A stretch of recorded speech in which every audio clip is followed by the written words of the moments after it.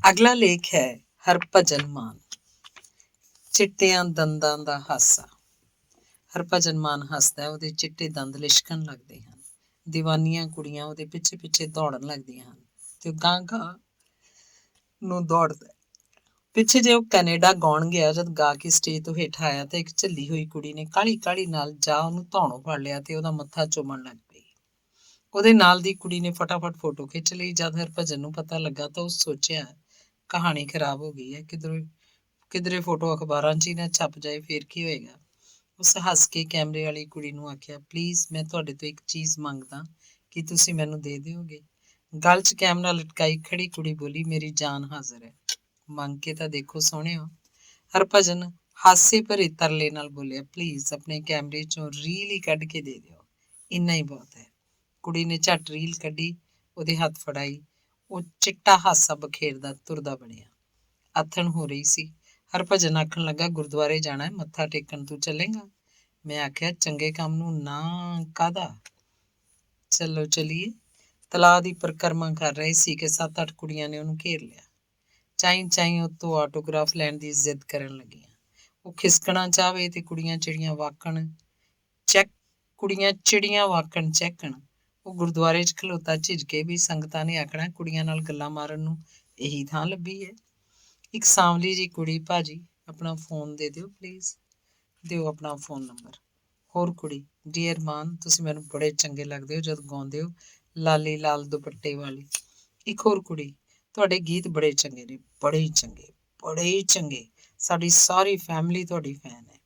ਕਈ ਬੰਦੇ ਬੜੀ ਬੁਰੀ ਤਰ੍ਹਾਂ ਸੰਗਦੇ ਨੇ, ਹਰਭਜਨ ਸੰਗਦਾ ਵੀ ਬੜੀ ਚੰਗੀ ਤਰ੍ਹਾਂ ਹੈ। ਉਹ ਸੰਗਦਾ ਵੀ ਕੁੜੀਆਂ ਨੂੰ ਚੰਗਾ ਚੰਗਾ ਲੱਗ ਰਿਹਾ ਸੀ। ਅੱਛਾ ਜੀ, good good, thank you, good, sorry ਜੀ, ਫਿਰ ਮੈਂ ਜਾਣਾ, ਥੈਂਕ ਯੂ ਕਹਿੰਦਾ ਖਿਸਕ ਰਿਹਾ ਸੀ। ਤੇ ਕੁੜੀਆਂ ਵੀ ਨਾਲੇ ਨਾਲ ਖਿਸਕ ਰਹੀਆਂ ਸੀ। ਇੱਕ ਕੁੜੀ ਨੇ ਉਹਦੀ ਲਾਲ ਸ਼ਰਟ ਕੋਹਣੀ ਕੋਲੋਂ ਖਿੱਚੀ, ਉਹ ਖਿੱਚ ਗਿਆ, ਤੇਜ਼ ਤੇਜ਼ ਤੁਰਨ ਲੱਗਿਆ। ਅੱਗੇ ਗਿਆ ਤਾਂ ਸੰਗਤਾਂ 'ਚੋਂ ਲੋਕੀ ਉੱਠ ਉੱਠ ਉਹਨੂੰ ਮਿਲਣ ਲੱਗੇ। ਕਈ ਬੁੱਢੀਆਂ ਮਾਵਾਂ ਨੇ ਉਹਦਾ ਸਿਰ ਪਲੋਸਿਆ ਤੇ ਕਈ ਬੰਦਿਆਂ ਨੇ ਹੱਥ ਮਿਲਾਏ ਤੇ ਹੋਰ ਫੈਨ ਮੁੰਡਿਆਂ ਉਹਨੂੰ ਆਣ ਘੇਰਿਆ। ਹੱਥਾਂ 'ਚ ਪ੍ਰਸ਼ਾਦ ਲਈ ਤੁਰਿਆ ਆਉਂਦਾ ਆਖ ਰਿਹਾ ਸੀ, ਕੀ ਕਰਾਂ, ਚੰਗੀ ਤਰ੍ਹਾਂ ਮੱਥਾ ਵੀ ਨਹੀਂ ਟੇਕ ਹੋਇਆ। ਸ਼ਾਂਤ ਮਨ ਨਾਲ ਗੁਰੂ ਘਰ ਆਇਆ ਸੀ।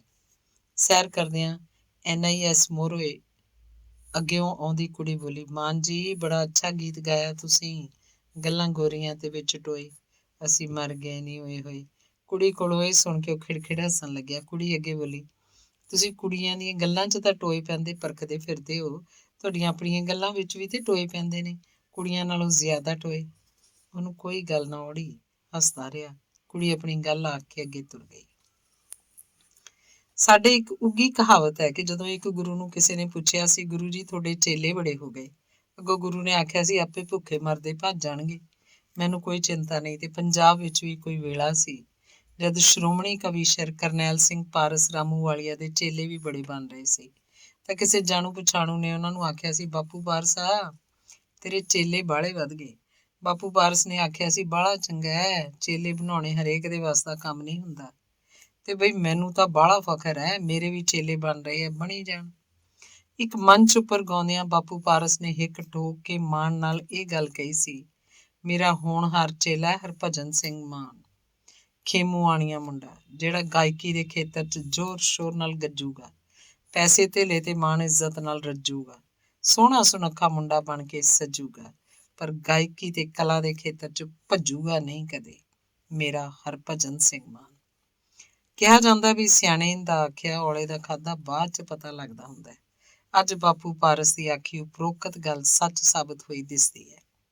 ਹਰਭਜਨ ਮਾਨ ਬਾਪੂ ਪਾਰਸ ਦਾ ਹੋਣਹਾਰ ਤੇ ਚੰਡਿਆ ਹੋਇਆ ਸ਼ਾਗਿਰਦ ਵੀ ਹੈ ਤੇ ਉਹਨਾਂ ਦਾ ਪੋਤ ਜਵਾਈ ਵੀ, ਉਹਨਾਂ ਦੀ ਹਮਖਿਆਲੀ ਵੀ ਤੇ ਉਹਨਾਂ ਦੀ ਕਲਾ ਪਰੰਪਰਾ ਦਾ ਮੁਦਈ ਵੀ, ਉਹਨਾਂ ਦੀਆਂ ਰਮਜ਼ਾਂ ਸਮਝਣ ਵਾਲਾ ਵੀ, ਉਹਨਾਂ ਦੇ ਬੋਲ ਪੁਗਾਉਣ ਵਾਲਾ ਵੀ, ਤੇ ਉਹਨਾਂ ਦੀਆਂ ਅੱਖੀਆਂ ਦਾ ਤਾਰਾ, ਪੁੱਤਰ ਪਿਆਰਾ ਤੇ ਗਾਇਕ ਨਿਆਰਾ। ਪਾਰਸ ਜੀ ਤੋਂ ਉਸ ਬੜਾ ਕੁਝ ਸਿੱਖਿਆ ਤੇ ਸਿੱਖ ਰਿਹਾ।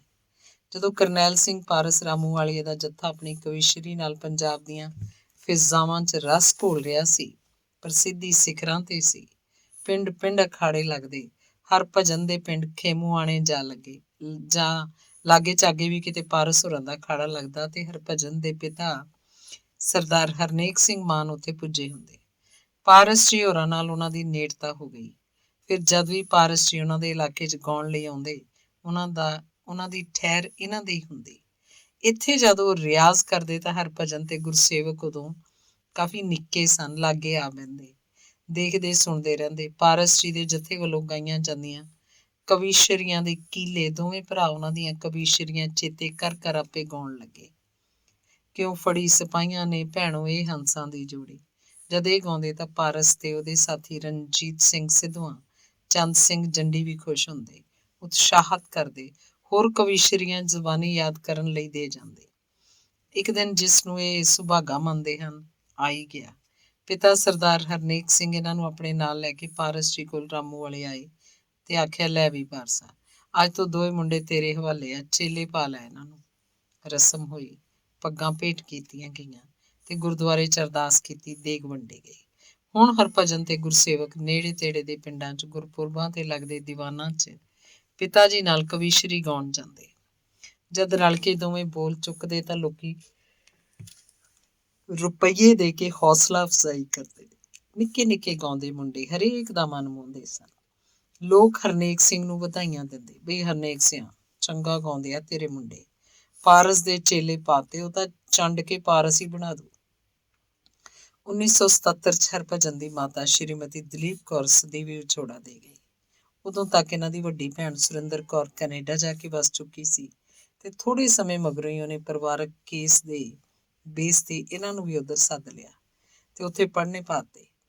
ਹਰਭਜਨ ਤੇ ਗੁਰਸੇਵਕ ਨੇ ਉੱਥੇ ਜਾ ਕੇ ਪੜ੍ਹਾਈ ਦੇ ਨਾਲ ਨਾਲ ਗਾਉਣ ਵਜਾਉਣ ਵੱਲ ਵੀ ਪੂਰੀ ਰੁਚੀ ਲਾਈ। ਦੋਵੇਂ ਜਣੇ ਸਮਰੱਥ ਸੰਗੀਤਕਾਰ ਬਲਬੀਰ ਸਿੰਘ ਭੰਗੂ ਕੋਲੋਂ ਸੰਗੀਤ ਸਿੱਖਿਆ ਲੈਂਦੇ ਰਹੇ। ਢੱਡ ਸਾਰੰਗੀ ਤੇ ਤੂੰਬੀ ਤਾਂ ਉਹ ਗੁਜ਼ਾਰੇ ਜੋਗੀ ਪਹਿਲਾਂ ਹੀ ਵਜਾ ਲੈਂਦੇ ਸੀ। ਹਾਰਮੋਨੀਅਮ ਤੇ ਕੀਬੋਰਡ ਆਦਿ ਮਗਰੋਂ ਸਿੱਖੇ। ਦੋਵੇਂ ਭਰਾ ਰਲ ਕੇ ਵਿਆਹਾਂ ਵਿੱਚ ਤੇ ਨਿੱਕੇ ਮੋਟੇ ਹੋਰ ਪ੍ਰੋਗਰਾਮਾਂ 'ਚ ਜਾਂ ਫਿਰ ਗੁਰਦੁਆਰਿਆਂ ਦੇ ਦੀਵਾਨਾਂ 'ਚ ਗਾਉਣ ਲੱਗੇ। ਬਾਪੂ ਪਾਰਸ ਰਾਮੂ ਵਾਲੀਆਂ ਵੀ ਪਰਿਵਾਰ ਸਮੇਤ ਕੈਨੇਡਾ ਆ ਚੁੱਕੇ ਸੀ ਤੇ ਉਹਨਾਂ ਨੂੰ ਵੀ ਆਪਣੇ ਅਜਿਹੇ ਹੋਣਹਾਰ ਚੇਲਿਆਂ ਦੀ ਲੋੜ ਸੀ। ਇਤਫਾਕ ਵਸ ਇਹਨਾਂ ਦਾ ਪਾਰਸ ਜੀ ਨਾਲ ਫੇਰ ਮੇਲ ਹੋ ਗਿਆ ਤੇ ਹੁਣ ਇਹ ਪਾਰਸ ਜੀ ਦੀ ਰਹਿਨੁਮਾਈ ਹੇਠ ਜਥਾ ਬਣਾ ਕੇ ਗਾਉਣ ਲੱਗੇ। ਹੁਣ ਪਾਰਸ ਜੀ ਪਾਸੋਂ ਹੋਰ ਚੰਗੇਰੇ ਗੁਣ ਤੇ ਗਾਇਕੀ ਕਵੀਸ਼ਰੀ ਆਦਿ ਬਾਰੇ ਹੋਰ ਬੜਾ ਕੁਝ ਜਾਣਨ ਪਛਾਣਨ ਲਈ ਇਹਨਾਂ ਕੋਲ ਵਧੀਆ ਮੌਕਾ ਸੀ। ਇਹਨਾਂ ਦਾ ਪਾਰਸ ਜੀ ਕੋਲ ਚੰਗਾ ਜੀ ਲੱਗਣ ਲੱਗਿਆ। ਭੈਣ ਸੁਰਿੰਦਰ ਆਖੇ, ਮੇਰੇ ਵੀਰ ਨਿੱਕੇ ਹਨ, ਮੇਰੇ ਕੋਲ ਆਏ ਹਨ ਤੇ ਮੇਰੇ ਕੋਲ ਰਹਿੰਦੇ ਨਹੀਂ। ਵੱਡੀ ਭੈਣ ਇਹ ਮਹਿਸੂਸ ਕਰਦੀ ਸੀ ਕਿ ਮੇਰੇ ਵੀਰਾਂ ਨੂੰ ਮਾਂ ਦੀ ਘਾਟ ਨਾ ਮਹਿਸੂਸ ਹੋਵੇ, ਇਸ ਲਈ ਉਹਨਾਂ ਦਾ ਪੂਰਾ ਧਿਆਨ ਰੱਖਦੀ। ਮਾਂ ਦੀ ਘਾਟ ਬੇਬੇ ਦਲਜੀਤ ਕੌਰ ਪਾਰਸ ਨੇ ਵੀ ਪੂਰੀ ਕਰਤੀ ਜਦੋਂ ਖੁਦ ਇਹਨਾਂ ਦੀ ਪਰਵਰਿਸ਼ ਕਰਨ ਲੱਗੀ। ਹੱਥੀਂ ਨੁਹਾਉਂਦੀ ਖਵਾਉਂਦੀ, ਉਹਨਾਂ ਦੇ ਜੂੜੇ ਵਾਹੁੰਦੀ ਤੇ ਦੋਵੇਂ ਭਰਾ ਪਾਰਸ ਪਰਿਵਾਰ ਦੇ ਜੀਆਂ ਦੀ ਤਰ੍ਹਾਂ ਵਿਚਰਨ ਲੱਗੇ। ਸਾਰੇ ਇਹਨਾਂ ਨੂੰ ਖੂਬ ਪਿਆਰ ਲਾਡ ਕਰਦੇ। ਬਾਪੂ ਪਾਰਸ ਵੱਧ ਤੋਂ ਵੱਧ ਸਮਾਂ ਇਹਨਾਂ ਤੇ ਲਾਉਂਦਾ। ਸਟੇਜ ਉੱਪਰ ਖਲੋ ਕੇ ਬੋਲਣ ਦਾ ਢੰਗ ਤਰੀਕਾ, ਲੋਕੀਆਂ ਬੰਨੀ ਵੇਖਣਾ, ਬਾਂਹ ਦੀ ਬਾਲੀ ਮਾਰਨ, ਮੂੰਹ ਸਿੱਧੇ ਰੱਖਣ, ਚਿਹਰੇ ਪ੍ਰਭਾਵੀ ਬਣਾਉਣ ਦੀ ਟ੍ਰੇਨਿੰਗ ਦੇਣੀ ਸ਼ੁਰੂ ਕੀਤੀ। ਇਹਨਾਂ ਦੋਵਾਂ ਨੂੰ ਵੱਡੇ ਸ਼ੀਸ਼ੇ ਮੂਹਰੇ ਖੜੇ ਕਰ ਲੈਣਾ ਤੇ ਗਾਉਣ ਜਾਂ ਬੋਲਣ ਲਈ ਆਖਣਾ। ਜੇ ਕਿਸੇ ਦਾ ਮੂੰਹ ਵਿੰਗਾ ਹੁੰਦਾ ਜਾਂ ਕੋਈ ਹੋਰ ਭੈੜ ਦਿਸਦਾ ਤਾਂ ਬਾਪੂ ਪਾਰਸ ਦੱਸ ਕੇ ਸੁਧਾਰ ਕਰਵਾਉਂਦਾ। ਬਾਪੂ ਨੇ ਇਹਨਾਂ ਨੂੰ ਚੰਗਾ ਚੰਡਿਆ। ਜਦੋਂ ਸਵੇਰੇ ਉੱਠ ਕੇ ਬਾਪੂ ਆਪੇ ਇਹਨਾਂ ਲਈ ਚਾਹ ਬਣਾਉਂਦਾ ਤਾਂ ਪੈਰ ਦੇ ਅੰਗੂਠੇ ਤੋਂ ਫੜ ਕੇ ਆਖਦਾ ਹੁੰਦਾ, ਓਏ ਬਈ ਪੁੱਤਰੋ, ਸ਼ੇਰ ਬੱਗਿਓ, ਚਾਹ ਪੀ ਲਓ ਬਈ, ਉੱਠ ਕੇ ਰਿਆਜ਼ ਕਰਨ ਨੂੰ ਬੈਠੋ। ਇਹਨਾਂ ਦਿਨਾਂ ਦੀ ਗੱਲ ਹੈ, ਉੱਥੇ ਉਹਨਾਂ ਇੱਕ ਹਾਲ 'ਚ ਭਾਰੀ ਸਮਾਰੋਹ ਦੌਰਾਨ ਸ਼ਹੀਦ ਭਗਤ ਸਿੰਘ ਦੀ ਘੋੜੀ ਗਾਈ। ਬਾਪੂ ਪਾਰਸ ਨੇ ਜਾਦੂਮਈ ਲੈਕਚਰ ਕੀਤਾ। ਘੋੜੀ ਦੇ ਬੋਲ ਸਨ, ਆਓ ਭੈਣੋ ਰਲ ਮਿਲ ਗਾਈਏ ਭਗਤ ਸਿੰਘ ਦੀ ਘੋੜੀ ਨੀ, ਫੁੱਲ ਵਰਾਓ ਸਿਰ ਦੇ ਉੱਤੇ ਬੱਧੇ ਸੋਹਣੇ ਚੀਰੇ ਦੇ, ਛੱਡੋ ਪਰੇ ਗਮਾਂ ਦੀਆਂ ਗੱਲਾਂ, ਸ਼ਗਨ ਮਨਾਈਏ ਵੀਰੇ ਦੇ, ਜਗਾ ਤੇਲ ਦੀ ਦੀਪ 'ਚ ਜਿਸਨੇ ਆਪਣੀ ਰੱਤ ਨਿਚੋੜੀ ਨੀ, ਆਓ ਭੈਣੋ ਰਲ ਮਿਲ ਗਾਈਏ ਭਗਤ ਸਿੰਘ ਦੀ ਘੋੜੀ ਨੀ। ਇੰਨੀ ਸਲਾਹੀ ਇਹਨਾਂ ਦੀ ਗਾਇਕੀ ਕਿ ਲੋਕ ਆਣ ਥੋ ਟਿਕਾਣਾ ਪਏ ਪੁੱਛਣ। ਬਸ ਫੇਰ ਪੜਨ ਵਾਲੇ ਪਾਸਿਓਂ ਜਦ ਵੀ ਵੇਲ ਹੁੰਦੀ ਗਾਉਣ ਲਈ ਟੁਰ ਪੈਂਦੇ। ਹੁਣ ਪਾਰਸ ਦਾ ਜਥਾ ਇੱਕ ਵਾਰ ਫੇਰ ਚੜ੍ਹਦੀ ਕਲਾ 'ਚ ਸੀ। ਬਗਾਨੀ ਧਰਤੀ ਤੇ ਆ ਕੇ ਵੀ ਉਦੋਂ ਖੇਮੂ ਆਣੀਏ ਕਾਕੇ ਵੱਜਦੇ ਸੀ। ਬਾਪੂ ਪਾਰਸ ਨਾਲ 1.5 ਘੰਟੇ ਦੀ ਰਿਕਾਰਡ ਟੇਪ ਕਿੱਸਾ ਪੂਰਨ ਭਗਤ ਵਿੱਚ ਇਹਨਾਂ ਆਪਣੇ ਢਾਡੀ ਕਲਾ ਦੇ ਖੂਬ ਰੰਗ ਬਖੇਰੇ ਹਨ। ਬਾਪੂ ਪਾਰਸ ਉਸ ਕੈਸੇਟ 'ਚ ਇਹਨਾਂ ਨੂੰ ਮਜਲਿਸਾਂ ਦੇ ਸ਼ਿੰਗਾਰ ਮੁੰਡੇ, ਖੇਮੂ ਆਣੀਏ, ਕਾਕੇ ਆਖ ਕੇ ਸੰਬੋਧਨ ਕਰਦਾ ਹੈ। ਇਹਨਾਂ ਵੇਲਿਆਂ 'ਚ ਹੀ ਬਾਪੂ ਪਾਰਸ ਹਰਭਜਨ ਮਾਨ ਦੀ ਉਂਗਲੀ ਫੜ ਕੇ ਉਹਨੂੰ ਕਈ ਥਾਈਂ ਲੈ ਕੇ ਗਿਆ ਸੀ ਬਈ ਸਾਡੇ ਮੁੰਡੇ ਦੀ ਕੋਈ ਰੂਲ ਕੱਢੋ, ਪਰ ਉਮਰ ਛੋਟੀ ਤੇ ਪੂਰਾ ਅਭਿਆਸ ਨਾ ਹੋਣ ਕਰਕੇ ਗੱਲ ਨਹੀਂ ਸੀ ਬਣ ਰਹੀ। ਉੱਥੇ ਰਹਿ ਰਹੇ ਇਕਬਾਲ ਮਾਹਲ ਨਾਲ ਮੇਲ ਹੋ ਗਿਆ ਤੇ ਉਹਨਾਂ ਵੀ ਇਹੋ ਸਲਾਹ ਦਿੱਤੀ ਕਿ ਹਾਲੇ ਮੁੰਡਾ ਕੱਚਾ ਹੈ, ਹੋਰ ਮਿਹਨਤ ਕਰੇ। ਉਹਨਾਂ ਸ਼ੇਖ ਹਮੀਦ ਸਾਹਿਬ ਕੋਲ ਸੰਗੀਤ ਸਿੱਖਿਆ ਲਈ ਭੇਜਿਆ। ਹਰਭਜਨ ਕੱਲਾ ਗਾਉਣ ਲਈ ਨਿਰੰਤਰ ਅਭਿਆਸ ਕਰਨ ਲੱਗਿਆ।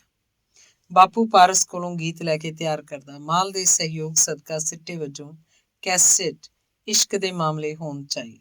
ਸੰਗੀਤ ਗੋਪਾਲ ਖੰਨਾ ਦਾ ਸੀ। 7 ਰਚਨਾਵਾਂ ਰਿਕਾਰਡ ਕੀਤੀਆਂ, ਸੱਤੇ ਬਾਪੂ ਪਾਰਸ ਦੀਆਂ। ਹੁੰਦੇ ਇਸ਼ਕ ਦੇ ਮਾਮਲੇ ਅਵੱਲੇ ਸੱਜਣਾ, ਸੱਸੀ ਦੀ ਮਾਂ ਆਖੇ ਧੀਏ ਇਸ਼ਕ ਦੀ ਬੁਰੀ ਬਿਮਾਰੀ, ਪੁੰਨੂ ਦੀ ਤਸਵੀਰ ਤੂੰ ਵੀ ਬੋਲੇ ਨਾ, ਤੈਨੂੰ ਯਾਦ ਕਰਾਂ ਵੇ ਰਾਂਝਿਆ ਹਰ ਚਰਖੀ ਦੇ ਗੇੜੇ। ਜਾਣਾ ਸੀ ਜੇ ਪਰਦੇਸ ਨੂੰ, ਕਾਹਨੂੰ ਲਈਆਂ ਸੀ ਚੰਦਰਿਆ ਲਾਵਾਂ। ਦਿੱਲੀ ਮੇਰੀ ਅੱਡੀ ਵੱਜੇ, ਧਮਕ ਪਵੇ ਕਲਕੱਤੇ, ਤੇ ਦਾਲ ਵਿੱਚ ਕਾਲਾ। ਇਹ ਰਚਨਾਵਾਂ ਜਿੱਥੇ ਆਪਣੇ ਸਾਹਿਤਿਕ ਗੁਣਾਂ ਕਾਰਨ ਉੱਚ ਪੱਧਰ ਦੀਆਂ ਕਲਾਤਮਿਕਤਾ ਵਾਲੀਆਂ ਹਨ, ਉੱਥੇ ਹਰਭਜਨ ਮਾਨ ਨੇ ਇਹਨਾਂ ਦਾ ਗਾਇਨ ਇੰਨੀ ਸਮਰੱਥਾ ਨਾਲ ਕੀਤਾ ਹੈ ਕਿ ਉਹਦੀ ਗੱਲ ਅੱਗੇ ਅੱਗੇ ਤੁਰ ਪਈ। ਕੈਸੇਟ HMV ਵੱਲੋਂ ਸੀ। ਹਰਭਜਨ ਦੀ ਇਹ ਗਾਇਕੀ ਸੁਣਦਿਆਂ ਇੰਝ ਲੱਗਦਾ ਜਿਵੇਂ ਪਾਲੀ ਪਾਣੀ ਖੂਹ ਤੋਂ ਭਰੇ ਗੀਤ ਗਾਉਣ ਵਾਲਾ ਗੁਰਪਾਲ ਸਿੰਘ ਪਾਲ ਨਵਾਂ ਗਾਉਣ ਲੱਗਿਆ ਹੋਵੇ। ਇਸ ਤੋਂ ਬਾਅਦ ਹਰਭਜਨ ਦੀ ਆਵਾਜ਼ ਲਗਾਤਾਰ ਨਿਖਰਦੀ ਤੇ ਖੁੱਲ੍ਹਦੀ ਗਈ। 1988-99 ਚ ਚਰਨਜੀਤ ਅਹੂਜਾ ਤੇ ਸਰਦੂਲ ਸਿਕੰਦਰ ਹੋਰਾਂ ਕੈਨੇਡਾ 'ਚ ਆਪਣੇ ਗਰੁੱਪ ਸਮੇਤ ਸ਼ੋਅ ਕਰਨ ਲਈ ਗਏ। ਮਾਹਲ ਜੀ ਨੇ ਹਰਭਜਨ ਦਾ ਮੇਲ ਅਹੂਜਾ ਸਾਹਿਬ ਨਾਲ ਕਰਵਾਤਾ। ਉਹਨਾਂ ਹਰਭਜਨ ਨੂੰ ਸੁਣਿਆ ਤੇ ਦਿੱਲੀ ਆਉਣ ਲਈ ਪ੍ਰੇਰਿਆ। ਉੱਥੇ ਹੋਈ ਮੇਲ ਮਗਰੋਂ ਛੇਤੀ ਹਰਭਜਨ ਦਿੱਲੀ ਅਹੂਜਾ ਸਾਹਿਬ ਕੋਲ ਪੁੱਜਾ ਤੇ ਗਿੱਧਾ ਪੰਜਾਬਣਾ ਦਾ ਕੈਸੇਟ ਦੀ ਤਿਆਰੀ ਕਰਨ ਲੱਗਿਆ। ਕੈਸੇਟ ਰਿਲੀਜ਼ ਹੋਈ ਮਿਊਜ਼ਿਕ ਬੈਂਕ ਵੱਲੋਂ, ਪਰ ਬੁਰੀ ਤਰ੍ਹਾਂ ਫਲॉप ਹੋ ਗਈ। ਫਿਰ 1991 ਚ ਅਹੂਜਾ ਸਾਹਿਬ ਕੋਲ ਚਿੱਠੀਏ ਨੀ ਚਿੱਠੀਏ ਦੀ ਤਿਆਰੀ ਕੀਤੀ। ਅਗਲੇ ਸਾਲ ਟੇਪ ਰਿਲੀਜ਼ ਹੋਈ। ਗੀਤ ਇੰਨਾ ਮਕਬੂਲ ਹੋ ਗਿਆ ਕਿ ਇੱਕ ਤਰ੍ਹਾਂ ਹਰਭਜਨ ਦੀ ਪੱਕੀ ਪਛਾਣ ਸਥਾਪਿਤ ਹੋ ਗਈ। ਇਹ ਤੋਂ ਪਹਿਲਾਂ ਜਸਵਾਲ ਸਾਹਿਬ ਜਦੋਂ ਕੈਨੇਡਾ ਪਾਰਸ ਜੀ ਕੋਲ ਹਰਭਜਨ ਨੂੰ ਮਿਲੇ ਸੀ, ਸੁਣਿਆ ਤਾਂ ਆਖਿਆ, ਕਾਕਾ ਤੂੰ ਇੱਥੇ ਬੈਠਾ ਕੀ ਕਰਦਾ, ਉੱਥੇ ਆ ਪੰਜਾਬ 'ਚ ਸਾਡੇ ਨਾਲ ਮੇਲਿਆਂ ਤੇ ਗਾਇਆ ਕਰ, ਤੇਰੀ ਪਛਾਣ ਬਣੇ। ਚਿੱਠੀਏ ਨੀ ਚਿੱਠੀਏ ਗੀਤ ਭਾਵੇਂ ਕਾਫੀ ਮਕਬੂਲ ਹੋਇਆ, ਪਰ ਲੋਕਾਂ 'ਚ ਆ ਕੇ ਆਪਣੀ ਗੂੜੀ ਪਛਾਣ ਸਥਾਪਿਤ ਕਰਨੀ ਹਰਭਜਨ ਦਾ ਕੰਮ ਹਾਲੇ ਬਾਕੀ ਸੀ।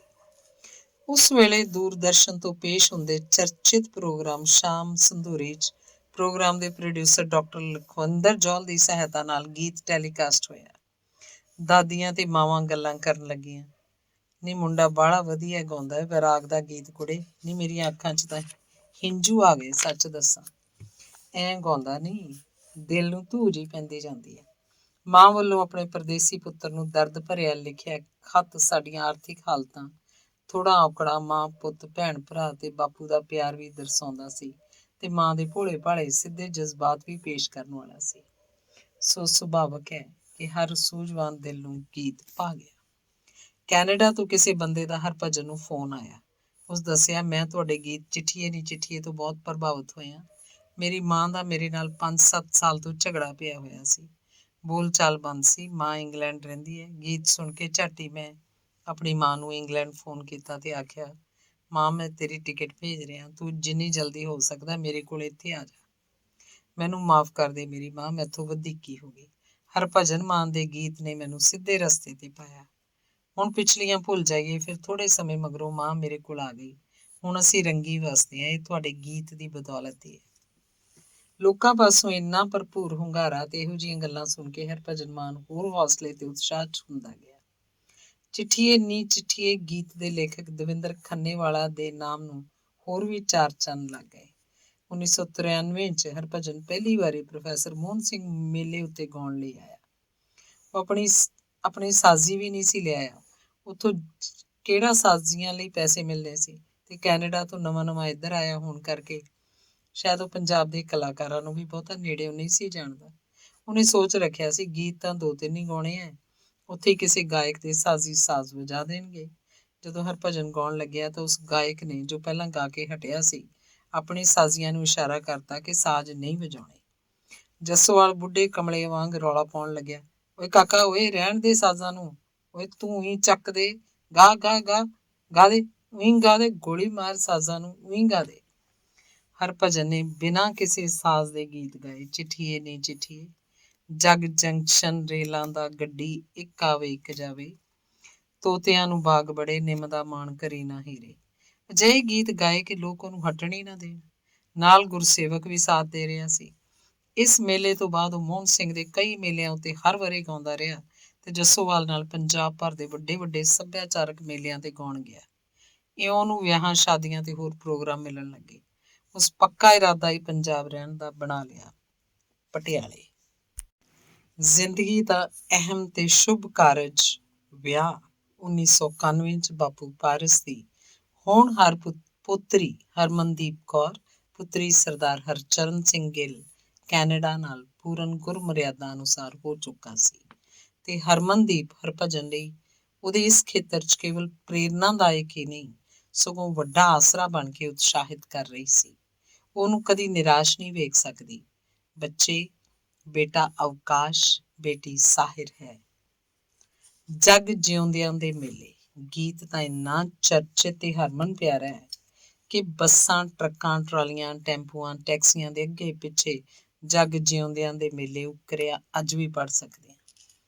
ਧੁਨ ਇੰਨੀ ਮਿੱਠੀ ਹੈ ਕਿ ਥੱਕਿਆ ਹਾਰਿਆ ਬੰਦਾ ਪਲਾਂ ਵਿੱਚ ਹੀ ਵਜਦ 'ਚ ਆ ਕੇ ਝੂਮਣ ਲੱਗ ਪੈਂਦਾ ਹੈ। ਅੱਜ 6-7 ਸਾਲ ਬਾਅਦ ਹਰਭਜਨ ਨੇ ਇਸ ਗੀਤ ਸਮੇਤ ਹੋਰਾਂ ਕਈ ਗੀਤਾਂ ਨੂੰ ਮੁੜ ਕੇ ਨਵੇਂ ਸੰਗੀਤ 'ਚ ਗਾ ਕੇ ਹੋਰ ਹੰਬਲਾ ਮਾਰਿਆ।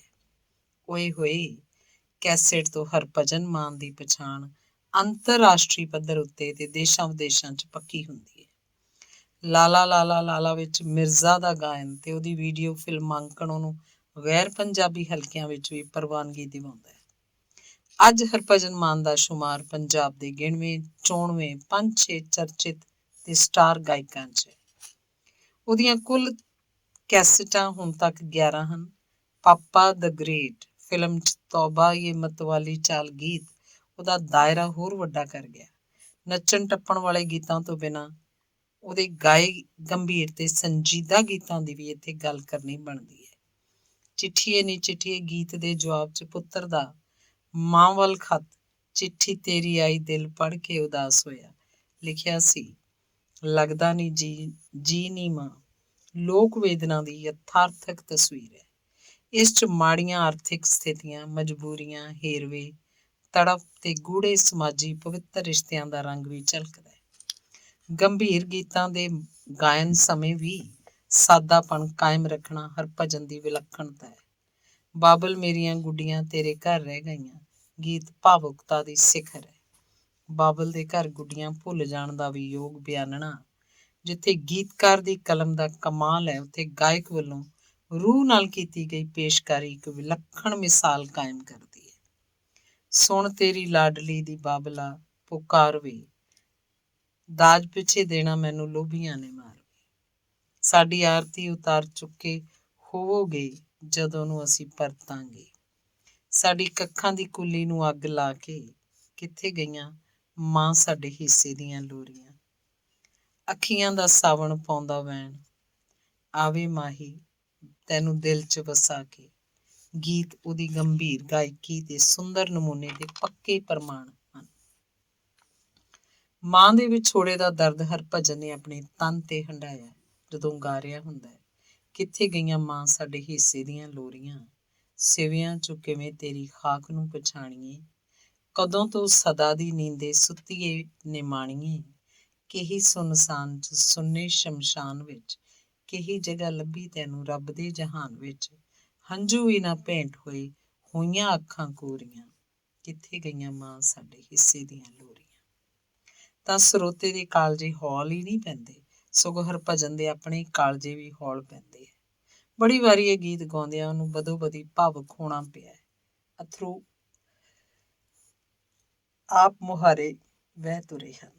ਇੱਕ ਥਾਂ ਉਹਨੇ ਗੀਤ ਗਾਇਆ ਜਦੋਂ ਸੰਤਰਾ ਬੋਲਿਆ, ਕੰਧਾਂ ਤੇ ਉਲੀਕੇ ਜੋ ਤੂੰ ਘੁੱਗੀਆਂ ਤੇ ਮੋਰ ਸੀ, ਅੱਜ ਕੁਝ ਹੋਰ ਮਾਏ ਉਦੋਂ ਕੁਝ ਹੋਰ ਸੀ।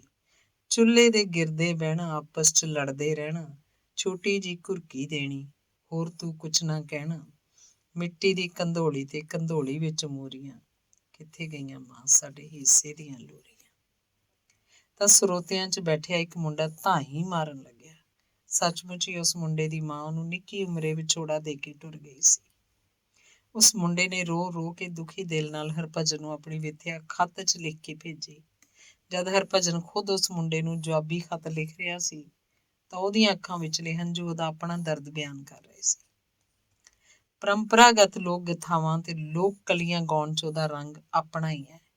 ਲੋਕ ਸੱਚਾਈ ਨੂੰ ਬਿਆਨ ਕਰਦੀ ਬਾਪੂ ਪਾਰਸ ਦੀ ਰਚਨਾ ਜਗ ਜੰਕਸ਼ਨ ਰੇਲਾਂ ਦਾ ਗੱਡੀ ਕਾਵੇ ਕਜਾਏ ਹਰਭਜਨ ਤੇ ਗੁਰਸੇਵਕ ਨੇ ਰਲ ਕੇ ਇੰਨੀ ਪੁਖਤਗੀ ਨਾਲ ਗਾਈ ਕਿ ਉਹ ਕਿੰਨੇ ਵਰਿਆਂ ਤੋਂ ਚੱਲੀ ਆਉਂਦੀ, ਜਦੋਂ ਪਾਰਸ ਦੇ ਜਥੇ ਨੇ ਆਪ ਵੀ ਗਾਈ ਸੀ। ਇਹ ਰਚਨਾ ਅੱਜ ਵੀ ਤਰੋਤਾਜ਼ਾ ਲੱਗਦੀ ਹੈ। ਬਾਊ ਸਿੰਘ ਮਾਨ ਦੀ ਲਿਖਤ ਕਲੀ ਹੀਰ, ਹੁਣ ਤੂੰ ਹੋਰ ਕਿਸੇ ਦੀ ਹੋ ਗਈ, ਨਹੀਂ ਕੋਈ ਚਾਰਾ ਨਹੀਂ ਹੀਰੇ, ਰੋਂਦਾ ਬੇਲਿਆਂ ਦੇ ਵਿੱਚ ਛੱਡ ਗਈ ਚਾਕ ਵਿਚਾਰਾ ਨਹੀਂ ਹੀਰੇ। ਹਰਭਜਨ ਦੀ ਲੋਕ ਸੁਰ ਵਾਲੀ ਗਾਇਨ ਸ਼ੈਲੀ ਦੀਆਂ ਸੁੰਦਰ ਵੰਨਗੀਆਂ ਹਨ। ਰਾਠਾ ਬੋਲ ਵੇ ਸੁਲੱਖਣੀ ਜ਼ਬਾਨ ਚੋਂ, ਮੱਥੇ ਦੀਆਂ ਨਾ ਮਿੱਟੀਆਂ ਵੇ ਤਕਦੀਰਾਂ, ਅਤੇ ਤੋਤਿਆਂ ਨੂੰ ਬਾਗ ਬੜੇ ਨਿੰਮ ਦਾ ਮਾਣ ਕਰੀ ਨਾ ਹੀਰੇ। ਬਾਪੂ ਪਾਰਸ ਦੀਆਂ ਹੋਰ ਕੋਈ ਰਚਨਾਵਾਂ ਗਾ ਕੇ ਉਹਨਾਂ ਦੇ ਨਾਂ ਨੂੰ ਚਾਰ ਚੰਨ ਲਾਉਣ ਦੀ ਆਪਣੀ ਤਰਫੋਂ ਸਫਲ ਕੋਸ਼ਿਸ਼ ਕੀਤੀ ਹੈ। ਇਹ ਗੱਲ 1994 ਦੀ ਹੈ, ਜਦੋਂ ਮੇਰੀ ਨਿੱਕੀ ਭੈਣ ਦਾ ਵਿਆਹ ਹੋਇਆ। ਵਿਆਹ ਵਾਲੀ ਵੀਡੀਓ ਬਣ ਕੇ ਆਈ ਤਾਂ ਉਸ 'ਚ ਜਿਹੜਾ ਦ੍ਰਿਸ਼ ਭੈਣ ਨੂੰ ਕਾਰ 'ਚ ਬਿਠਾ ਕੇ ਤੋਰਨ ਵੇਲੇ ਦਾ ਹੈ, ਉਹਦੇ ਨਾਲ ਗੀਤ ਭਰਿਆ ਬਾਬਲ ਮੇਰੀਆਂ ਗੁੱਡੀਆਂ ਤੇਰੇ ਘਰ ਰਹਿ ਗਈਆਂ, ਲਿਖੀਆਂ ਨਸੀਬਾਂ ਦੀਆਂ ਝੋਲੀ ਦੇ ਵਿੱਚ ਪੈ ਗਈਆਂ। ਹਰਭਜਨ ਮਾਨ ਦੀ ਆਵਾਜ਼ ਨਾਲ ਚੰਗੀ ਤਰ੍ਹਾਂ ਇਹ ਮੇਰੀ ਪਹਿਲੀ ਜਾਣ ਪਛਾਣ ਸੀ ਤੇ ਉਸ ਮਗਰੋਂ ਹਰਭਜਨ ਦੇ ਇਸ ਗੀਤ ਨੂੰ ਮੈਂ ਉਚੇਚ ਨਾਲ ਸੁਣਨ ਦੇ ਗੁਣਗੁਣਾਉਣ ਲੱਗਿਆ ਸੀ। ਉਨੀ ਦਿਨੀ ਭਾਵੇਂ ਮੈਨੂੰ ਗੀਤ ਸੰਗੀਤ ਸੁਣਨ ਦਾ ਬਾਹਲਾ ਖੁੱਲਾ ਡੁੱਲਾ ਮੌਕਾ ਨਹੀਂ ਸੀ ਲੱਭਦਾ ਹੁੰਦਾ, ਕਿਉਂਕਿ ਮੈਂ ਜੱਜ ਸਾਹਿਬ ਕੋਲ ਅਰਦਲੀ ਲੱਗਿਆ ਸੀ ਤੇ ਦਿਨ ਰਾਤ ਕੰਮ ਦੀ ਬਹੁਤਾਤ ਕਾਰਨ ਮੱਤ ਮਾਰੀ ਰਹਿੰਦੀ ਸੀ।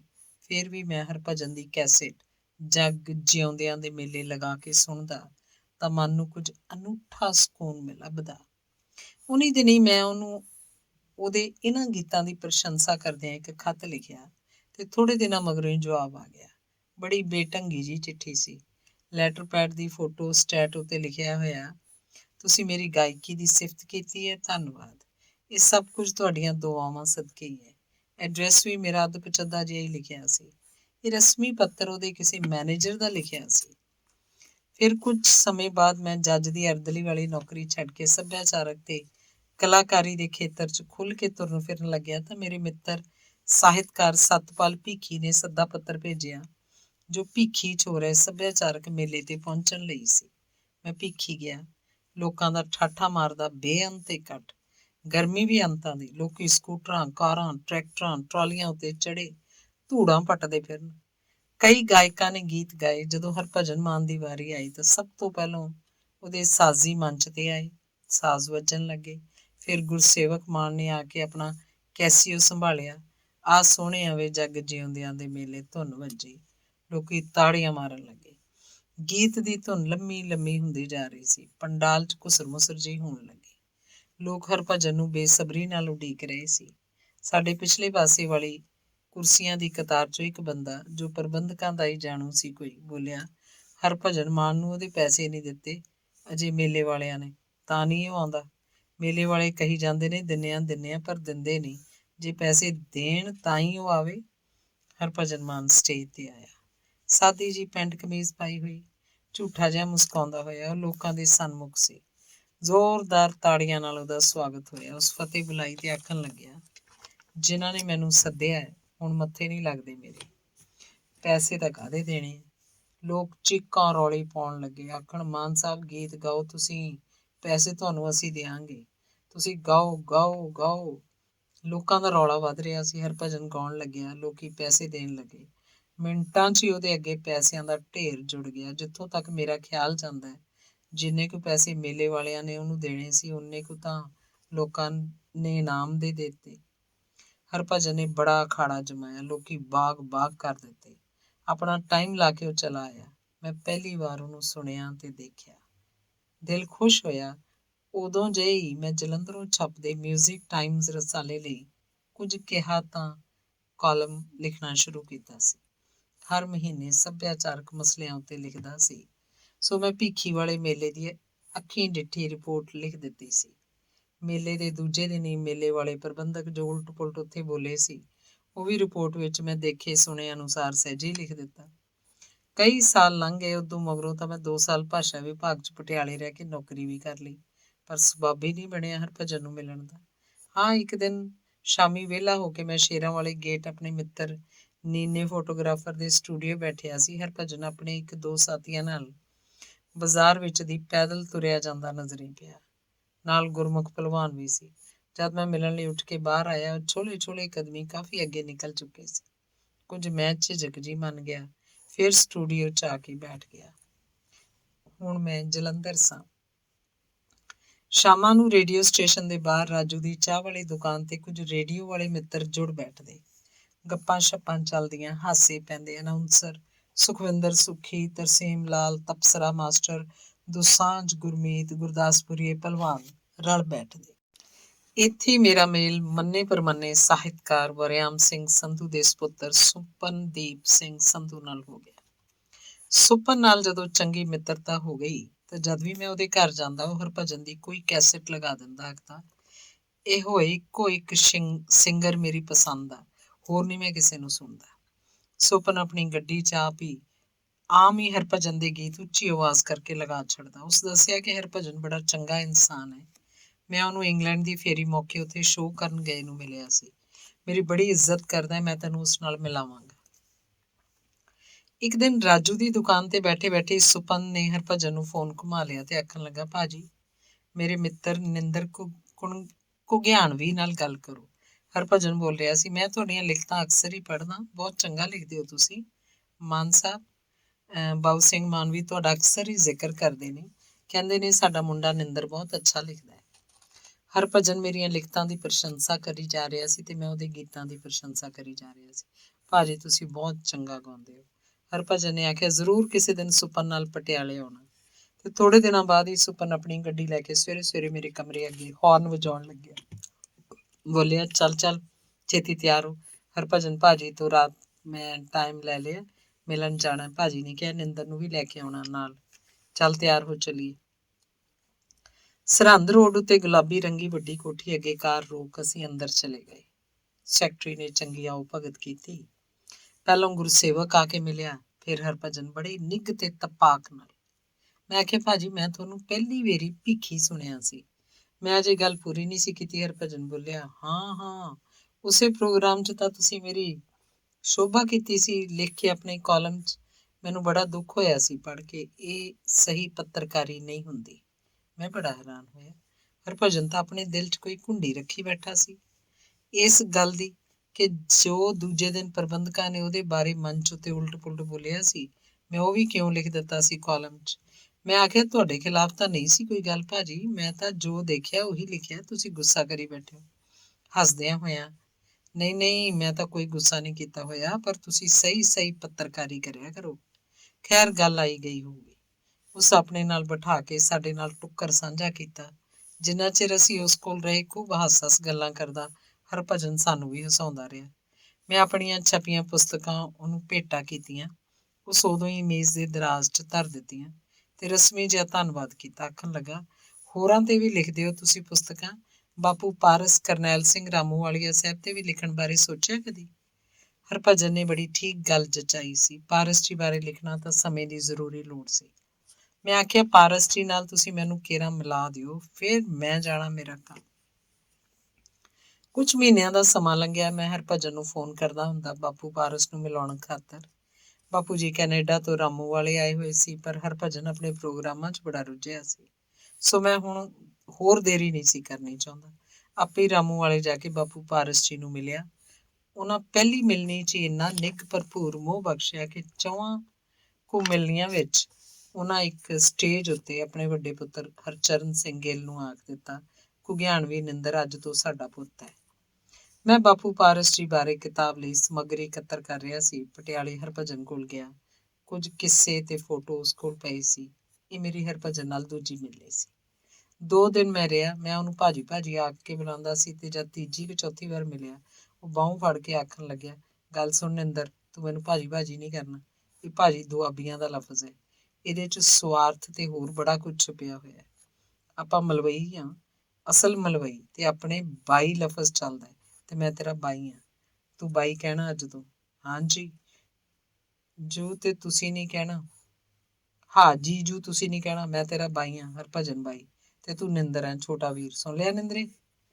ਮੈਂ ਹਰਭਜਨ ਦੀ ਇਸ ਮੂੰਹ ਭਿੱਜੀ ਆਪਣਾ ਅੱਗੇ ਸਰਸ਼ਾਰ ਸਾਂ। ਉਦੋਂ ਤੋਂ ਮੈਂ ਉਹਨੂੰ ਬਾਈ ਆਖਦਾ ਤੇ ਹਰਮਨਦੀਪ ਨੂੰ ਭੈਣ। ਫਿਰ ਇੱਕ ਦਿਨ ਹਰਭਜਨ ਤੇ ਸਹੁਰਾ ਸਾਹਿਬ ਸਰਦਾਰ ਹਰਚਰਨ ਸਿੰਘ ਗਿੱਲ ਤੇ ਬਾਪੂ ਪਾਰਸ ਨਾਲ ਹਰਭਜਨ ਕੋਲ ਪਟਿਆਲੇ ਗਿਆ। ਹਰਭਜਨ ਸਿੰਘ ਨੇ ਆਖਿਆ, ਕਾਕਾ ਹਰਭਜਨ ਪੁੱਤਰ, ਆ ਵੇਖ ਨਿੰਦਰ, ਆ ਇਹਦੀ ਬਾਂਹ ਫੜ, ਇਹਨੂੰ ਮੈਂ ਪੁੱਤ ਮੰਨਿਆ, ਤੂੰ ਇਹਦਾ ਵੱਡਾ ਵੀਰ ਹੈ। ਹਰਭਜਨ ਮਾਨ ਬਾਰੇ ਮੈਂ ਕਾਫੀ ਕੁਝ ਲਿਖਿਆ ਹੈ। ਕਈ ਲੇਖ ਉਹਦੀਆਂ ਕੈਸਟਾਂ ਬਾਰੇ, ਸ਼ਖਸੀਅਤ ਜਾਂ ਗਾਇਕੀ ਬਾਰੇ ਕਈ ਥਾਂ ਛਪੇ ਹਨ। ਕਈ ਸਾਰੇ ਕਾਲਮਾਂ 'ਚ ਉਹਦਾ ਜ਼ਿਕਰ ਕੀਤਾ ਹੈ। ਕੁਝ ਇੱਕ ਲੋਕਾਂ ਨੇ ਮੈਨੂੰ ਹਰਭਜਨ ਮਾਨ ਦਾ ਚਮਚਾ ਵੀ ਆਖਿਆ। ਲੋਕਾਂ ਦਾ ਕੀ ਹੈ, ਜੱਗ ਨੂੰ ਕੋਈ ਨਹੀਂ ਜਿੱਤ ਸਕਦਾ। ਮੈਂ ਹਰਭਜਨ ਬਾਰੇ ਇੱਕ ਥਾਂ ਇਹ ਵੀ ਲਿਖਿਆ ਸੀ ਕਿ ਅੱਜ ਕੱਲ੍ਹ ਦੇ ਨਵੇਂ ਫੁੱਟ ਦੇ ਗਾਇਕ ਮੁੰਡੇ ਗੁਰਦਾਸ, ਹੰਸ, ਸਰਦੂਲ ਆਦਿ ਦੀਆਂ ਰੀਸਾਂ ਲਾਉਂਦੇ ਤਾਂ ਮੈਂ ਅਨੇਕਾਂ ਦੇਖਿਆ, ਪਰ ਹਰਭਜਨ ਦੀ ਰੀਸ ਲਾਉਂਦਾ ਕੋਈ ਨਹੀਂ ਦੇਖਿਆ, ਕਿਉਂਕਿ ਹਰਭਜਨ ਵਰਗਾ ਹਰਭਜਨ ਹੀ ਗਾ ਸਕਦਾ ਹੈ। ਇਸ ਗੱਲੋਂ ਵੀ ਕਈ ਬੰਦੇ ਖਾਸੇ ਔਖੇ ਭਾਰੇ ਹੋਏ ਸੀ। ਹਰਭਜਨ ਜਦ ਵੀ ਮੇਰੇ ਘਰ ਆਇਆ, ਮੈਂ ਆਪਣਿਆਂ ਵਾਂਗ ਓਪਰਾ ਬਣ ਕੇ ਨਹੀਂ, ਬੜੇ ਥਾਈਂ ਉਹਦੇ ਨਾਲ ਗਿਆ ਆਇਆ। ਹਰ ਥਾਂ ਤੋਂ ਹੀ ਉਹਨੂੰ ਸ਼ੋਭਾ ਸਤਿਕਾਰ ਤੇ ਮੋਹ ਪਿਆਰ ਮਿਲਦਾ ਦੇਖਿਆ। ਹਰਭਜਨ ਆਪਣੀਆਂ ਸਾਰੀਆਂ ਮੁਲਾਕਾਤਾਂ ਵਿੱਚ ਹੀ ਆਮ ਤੌਰ ਤੇ ਜ਼ਿਕਰ ਕਰਦਾ ਹੈ ਕਿ ਮੈਂ ਮੁੱਖ ਤੌਰ ਤੇ ਆਪਣੀ ਗੱਡੀ 'ਚ ਸਫ਼ਰ ਕਰਦਿਆਂ ਸ਼ੌਕਤ ਅਲੀ ਸਾਹਿਬ ਜਾਂ ਭਾਈ ਹਰਿੰਦਰ ਸਿੰਘ ਜੀ ਸ਼੍ਰੀਨਗਰ ਵਾਲਿਆਂ ਨੂੰ ਜ਼ਰੂਰ ਸੁਣਦਾ। ਇੱਕ ਦਿਨ ਗੱਡੀ 'ਚ ਸਫ਼ਰ ਕਰਦਿਆਂ ਮੈਂ ਆਖਿਆ, ਬਾਈ ਮੈਂ ਤਾਂ ਕਦੇ ਨਹੀਂ ਸੁਣੀ ਅੱਜ ਤੀਕ ਤੁਹਾਡੀ ਗੱਡੀ 'ਚ ਵੱਜਦੀ ਸ਼ੌਕਤ ਅਲੀ ਸਾਹਿਬ ਦੀ ਟੇਪ। ਉਹਨੇ ਤੁਰੰਤ ਕਾਰ ਦਾ ਡੈਸ਼ਬੋਰਡ ਖੋਲ੍ਹਿਆ, ਆਲਾ ਚੱਕ, ਕਿਹੜੀ ਚੁੱਕਦਾ? ਸਾਰੀਆਂ ਹੀ ਕੈਸਟਾਂ ਸ਼ੌਕਤ ਅਲੀ ਸਾਹਿਬ ਦੀਆਂ ਨੇ, ਕੋਈ ਹੋਰ ਦੂਜੀ ਕਿਸੇ ਦੀ ਨਹੀਂ। ਮੈਂ ਚੁੱਕ ਕੇ ਦੇਖੀਆਂ, ਸਾਰੀਆਂ ਕੈਸਟਾਂ ਸ਼ੌਕਤ ਅਲੀ ਦੀਆਂ ਹੀ ਸਨ। ਹਰਭਜਨ ਆਖਣ ਲੱਗਾ, ਸ਼ੌਕਤ ਅਲੀ ਸਾਹਿਬ ਨੂੰ ਸੁਣ ਸੁਣ ਮੈਨੂੰ ਰੱਜ ਨਹੀਂ ਆਉਂਦਾ, ਜੀ ਕਰਦਾ ਸੁਣੀ ਜਾਵਾਂ ਸੁਣੀ ਜਾਵਾਂ। ਜਦ ਸ਼ੌਕਤ ਅਲੀ ਸਾਹਿਬ ਇੱਧਰ ਆਏ ਸਨ ਤਾਂ ਨਾਲ ਉਹਨਾਂ ਦੇ ਬੱਚੇ ਵੀ ਸਨ। ਉਹ ਆਪਣੇ ਬੱਚਿਆਂ ਨੂੰ ਆਖਣ ਲੱਗੇ, ਬੱਚੂ ਓਏ ਵੇਖੋ ਤੁਹਾਡੇ ਚਾਚੂ ਕੋਲ ਮੇਰੀਆਂ ਕਿੰਨੀਆਂ ਕੈਸਟਾਂ ਪਈਆਂ ਨੇ। ਜਦ ਮੈਂ ਨਾ ਰਹਾ, ਮੇਰੇ ਕੋਈ ਗੀਤ ਨਾ ਲੱਭੇ ਤਾਂ ਆਪਣੇ ਚਾਚੂ ਨੂੰ ਫੋਨ ਕਰ ਲੈਣਾ। ਇਹ ਦੱਸਦਿਆਂ ਹਰਭਜਨ ਅੱਖਾਂ ਭਰ ਆਇਆ। ਫਿਰ ਉਹਨੇ ਸ਼ੌਕਤ ਸਾਹਿਬ ਦੀ ਗਾਈ ਹੀਰ ਲਾਤੀ। ਸ਼ੌਕਤ ਅਲੀ ਹੀਰ ਗਾ ਰਿਹਾ ਸੀ। ਹਰਭਜਨ ਦੀਆਂ ਅੱਖਾਂ 'ਚੋਂ ਪਰਲ ਪਰਲ ਹੰਝੂ ਵਹਿ ਰਹੇ ਸਨ। ਉਹ ਹੋਰ ਜਜ਼ਬਾਤੀ ਹੋ ਗਿਆ ਤੇ ਬੋਲਿਆ, ਇਹ ਰੱਬ ਨੇ, ਰੱਬ ਲੋਕ, ਪਰ ਕਦਰ ਕੋਈ ਨਹੀਂ। ਜੇ ਮੇਰਾ ਵੱਸ ਚੱਲੇ ਤਾਂ ਮੈਂ ਇਹਨਾਂ ਲੋਕਾਂ ਨੂੰ ਸੋਨੇ 'ਚ ਮੜ ਦਿਆਂ। ਹਰਭਜਨ ਜਿੰਨਾ ਸ਼ੌਕਤ ਅਲੀ ਦੀ ਗਾਇਕੀ ਤੋਂ ਪ੍ਰਭਾਵਿਤ ਹੈ, ਉਹਨਾਂ ਕਿਸੇ ਹੋਰ ਤੋਂ ਨਹੀਂ। ਇਹ ਪ੍ਰਭਾਵ ਹਰਭਜਨ ਦੇ ਗਾਏ ਕੁਝ ਗੀਤਾਂ 'ਚੋਂ ਪ੍ਰਤੱਖ ਝਲਕਦਾ ਹੈ। ਬਾਪੂ ਪਾਰਸ ਤੋਂ ਉਸ ਬੜਾ ਕੁਝ ਸਿੱਖਿਆ ਤੇ ਆਪਣੇ ਪੱਲੇ ਨਾਲ ਬੰਨਿਆ ਹੋਇਆ।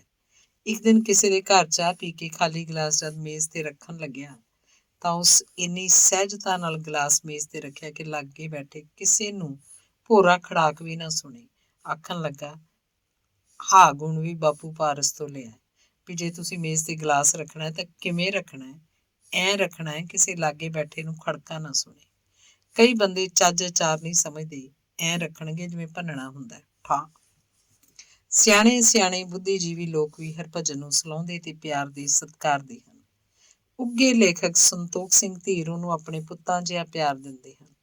ਹਰਭਜਨ ਮਾਨ ਪੰਜਾਬ ਦੇ ਸਾਹਿਤਕਾਰਾਂ, ਬੁੱਧੀਜੀਵੀਆਂ, ਕਲਾਕਾਰਾਂ ਦੀ ਦਿਲੋਂ ਇੱਜ਼ਤ ਕਰਦਾ ਹੈ।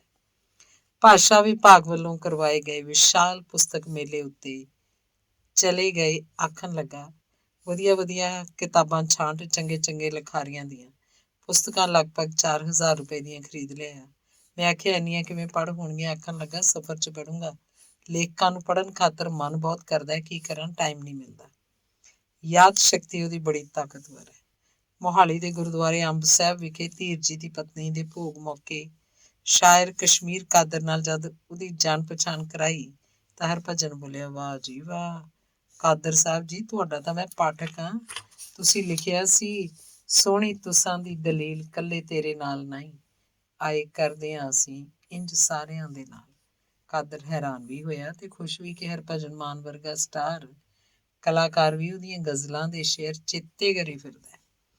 ਕਾਦਰ ਨੂੰ ਮਿਲ ਕੇ ਜਦ ਅੱਗੇ ਜਾ ਰਹੇ ਸਾਂ, ਹਰਭਜਨ ਮੈਨੂੰ ਮੋਢਿਓਂ ਹਲੂਣਦਾ ਬੋਲਿਆ, ਕਿਉਂ ਇਹ ਨਿੰਦਰੀ, ਮੰਨਦਾ ਆਪਦੇ ਬਾਈ ਨੂੰ? ਇਉਂ ਖੁਸ਼ ਕਰੀਦਾ ਲੋਕ। ਕਾਦਰ ਵੀ ਖੁਸ਼ ਹੋ ਗਿਆ, ਵੇਖ ਲੈ ਤੇਰੇ ਸਾਹਮਣੇ, ਜੇ ਇਹਦੀ ਗਜ਼ਲ ਚੇਤੇ ਸੀ ਤਾਂ ਸੁਣਾਤਾ ਸ਼ੇਰ, ਕਿਉਂ ਮੰਨਦਾ? ਹਰਭਜਨ ਮਾਨ ਖਿੜ-ਖਿੜ ਹੱਸ ਰਿਹਾ ਸੀ, ਜਿਵੇਂ ਮੱਥੇ ਦਾ ਚਾਨਣਾ ਆਪਣੀ ਚਮਕ ਖਿਲਾਰਦਾ ਰਿਹਾ ਹੋਵੇ। ਇੱਥੇ ਤਿਊੜੀਆਂ ਲਈ ਕੋਈ ਥਾਂ ਨਹੀਂ ਤੇ ਉਹਦੇ ਹੱਸਦੇ ਬੁੱਲ ਕਹਿੰਦੇ ਹੁਣ ਕੌੜੇ ਸ਼ਬਦ ਇੱਥੇ ਕਦੀ ਜਰਬ ਨਹੀਂ ਖਾਣਗੇ। ਤੇ ਉਹ ਗੁਰਦੁਆਰੇ ਅੰਦਰ ਮੱਥਾ ਟੇਕਣ ਤੁਰਿਆ ਜਾਂਦਾ। ਉਸ ਗਿਆਨੀ ਧਿਆਨੀ ਵਰਗਾ ਲੱਗ ਰਿਹਾ ਸੀ ਜੋ ਆਪਣੇ ਸੀਨੇ 'ਚ ਸੱਲ ਖਾ ਕੇ ਵੀ ਆਪਣੇ ਦੁਸ਼ਮਣ ਨੂੰ ਆਖ ਦਿੰਦਾ, ਜਾ ਬੱਚਾ ਤੇਰਾ ਭਲਾ ਹੋਵੇ। ਉਹਦੇ ਚਿੱਟੇ ਦੰਦ ਲਿਸ਼ਕ ਰਹੇ ਸਨ। ਕਿਸੇ ਪਰੀ ਦੇਸ਼ ਦਾ ਰਾਜਕੁਮਾਰ ਹਰਭਜਨ ਮਾਨ।